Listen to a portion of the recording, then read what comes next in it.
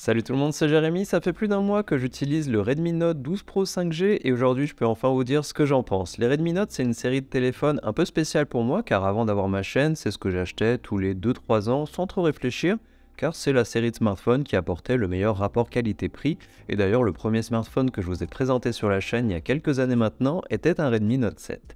Le modèle que je vais vous présenter aujourd'hui, c'est donc le Redmi Note 12 Pro 5G, mais un second modèle est aussi lancé en même temps, il s'agit du Redmi Note 12 Pro Plus. Celui-ci dispose des mêmes caractéristiques que le modèle standard, avec en addition une charge rapide de 120 watts contre 67 watts sur le Pro et surtout un capteur de 200 mégapixels contre 50 mégapixels sur celui-là.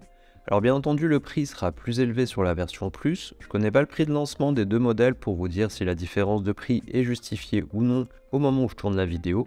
Mais quand celle-ci sortira, vous les aurez et je vous mettrai des liens dans la description si vous voulez aller voir par vous-même. Mais il faut garder en tête que 200 mégapixels ne veut pas dire que les photos seront forcément meilleures qu'un capteur de 50 mégapixels.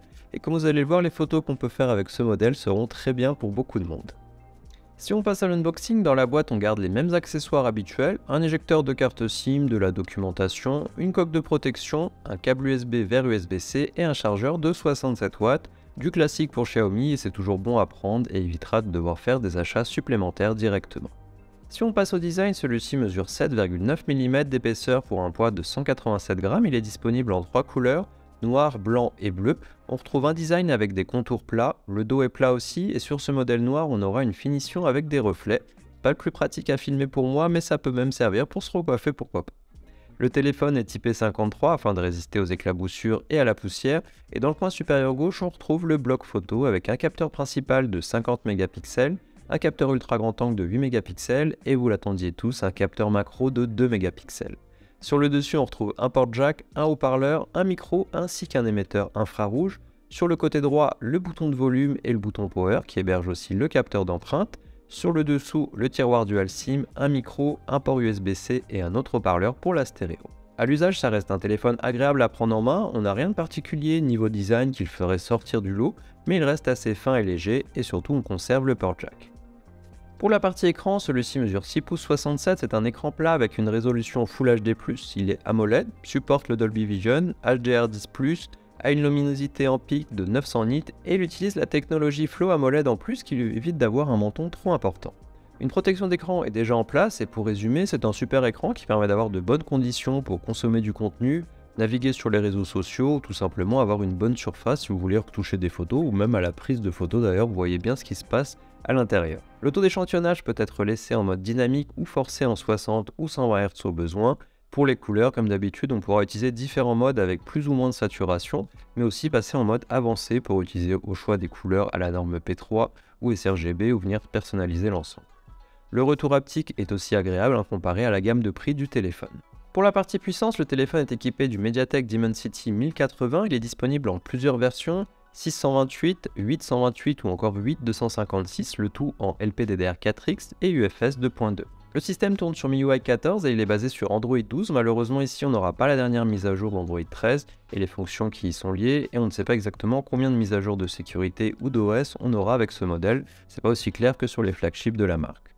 En plus de cela, le téléphone est 5G comme c'est écrit dans le nom, il a du Wi-Fi 6, du Bluetooth 5.2, du NFC.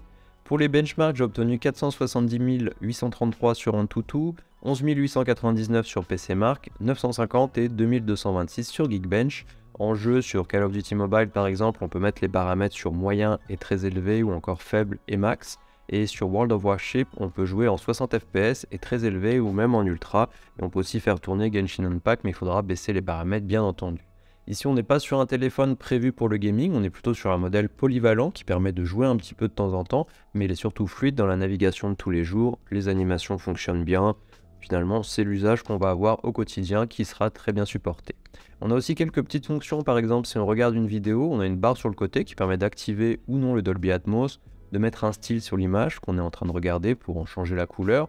On peut ouvrir une application par-dessus, c'est pratique sur YouTube par exemple, et qu'on souhaite naviguer sur les différents réseaux sociaux en parallèle ou faire une recherche. On peut même avoir la possibilité de garder le son actif en verrouillant l'écran, ce qui nécessite normalement une version payante de YouTube pour le faire. Pour la partie audio, on a bien de la stéréo avec les deux haut-parleurs, du Dolby Atmos, on conserve aussi le port jack, toujours pratique pour les écouteurs filaires, mais aussi pour y brancher un micro si on souhaite faire un enregistrement, et les haut-parleurs sont suffisamment forts et de bonne qualité pour cette gamme de téléphones. Voici un exemple de ce que ça donne.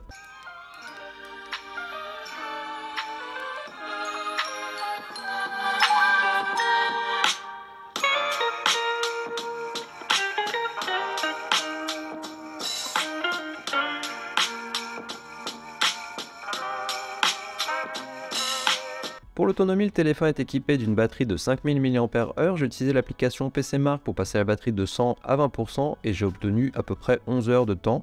C'est un test automatisé, ce qui permet de comparer avec les autres modèles et en usage, on tient facilement la journée et même un petit peu plus.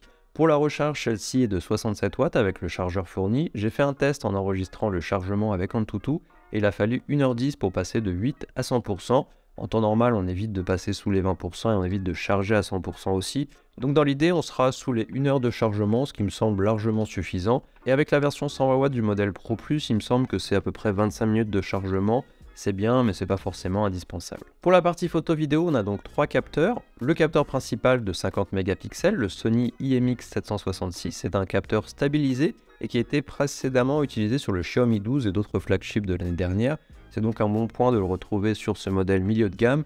Et vu que maintenant les modèles haut de gamme sont plutôt autour des 1300 €, ici on sera même en dessous du milieu de gamme si on parle d'un prix similaire à l'année dernière. Il dispose aussi d'un ultra grand angle de 8 mégapixels, d'un capteur macro de 2 mégapixels et d'un capteur selfie de 16 mégapixels. Pour le capteur principal, de jour la qualité est bonne avec de bons détails, de belles couleurs et de contrastes. De façon générale, on a quelquefois peut-être trop de saturation ou une netteté trop poussée dans certains clichés, mais je pense que pour beaucoup de monde, c'est bien plus que suffisant pour faire des photos souvenirs de vacances, de nourriture et tout ce qu'on peut photographier au quotidien pour ensuite le partager à ses proches ou sur les réseaux sociaux. Pour l'ultra grand angle, celui-ci ne fait pas de miracle et sera juste moyen. On n'aura pas beaucoup de détails et il vaudra mieux privilégier le capteur principal quitte à se reculer pour faire entrer plus de choses dans le cadre. On peut aussi utiliser un zoom numérique x2 indirectement lorsqu'on prend une photo dans l'application, mais aussi utiliser le mode 50 mégapixels pour prendre des photos en utilisant toute la résolution du capteur. Sans ce mode, on utilisera du pixel binning, ce qui permet d'avoir des photos qui prennent bien moins de place. Mais en mode 50 mégapixels, l'intérêt est de pouvoir ensuite recadrer l'image en zoomant dedans sans perdre en qualité. Mais on a aussi une option Xiaomi ProCut qui est disponible sur ces images et qui permet, en partant de l'image de base, d'en créer 3 autres. Une au format 1:1, une en 4 tiers et une en 16 neuvième, parfait pour les différents réseaux sociaux utilisant ces formats. Le mode portrait fonctionne bien pour la découpe et l'application du bokeh qu'on peut aussi venir modifier par la suite. Et le capteur selfie offre de bons résultats lui aussi. Il manque un peu de contraste mais on peut en rajouter très facilement via l'éditeur qui est directement disponible. De nuit aussi, le capteur principal s'en sort vraiment bien et permet d'avoir de belles photos même sans utiliser manuellement le mode nuit. L'exposition est bien faite de façon générale et si on prend le temps d'utiliser le mode nuit, on aura encore de meilleurs résultats. Pour la vidéo, on peut filmer en 4K sur le capteur principal et jusqu'en Full HD 30 fps sur l'ultra grand angle et le selfie.